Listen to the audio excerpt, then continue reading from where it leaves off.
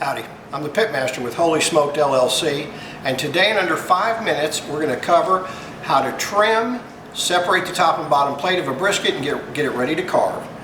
What you want to do is make sure you've got the brisket positioned properly, and if you'll notice I'm doing it on newspaper because when we're done trimming we're just going to wrap all the scraps up after we put our finished brisket on the carving board and wrap it up and throw it away.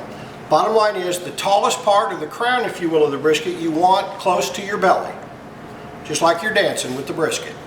Next thing we're going to do is we're going to take a knife. We're not carving, we're not slicing. We're going to push the top layer of fat off the top plate and this tail end of the bottom plate. Doesn't take a whole lot of force, but if you'll notice, it just starts to peel away. I want you to pay close attention to how the brisket, the grain of the meat, is running. The top plate is running north-south. The bottom plate is running east-west. Once you get all the fat carved off of the top brisket, or the top plate of the brisket, what we're going to do is turn the brisket around and position it to separate the top plate from the bottom plate. Now we've turned the brisket around. The top plate is still running north-south. The bottom plate's still running east-west as far as the grain goes. So what we're going to do is we're going to take the crown that used to be at your belly, is going to be as far away from you as it was before.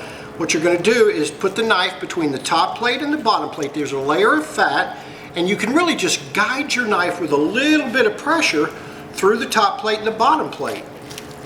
And it may be helpful as you're doing it, just kind of take the top plate and give it a little pressure, and it really just peels away.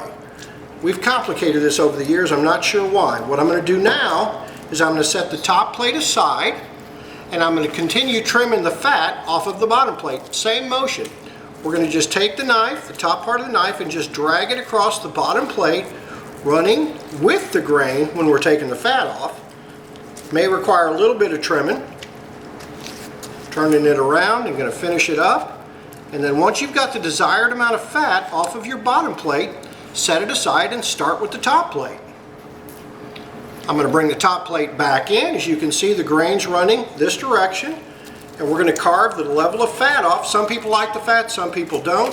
Those that like the fat, I would encourage them to eat off the top plate, and those that don't, I'd encourage them to eat off the bottom, but with my waistline you can tell I kind of like both, top and bottom plate. So I've got the fat off of the top as much as I'd like cut off, as well as the bottom. I'm going to bring the bottom plate back over, and you'll notice I've got the grain running this direction. I'm going to match the grain direction as I put the top plate on the bottom plate. Now you're really ready to carve the brisket.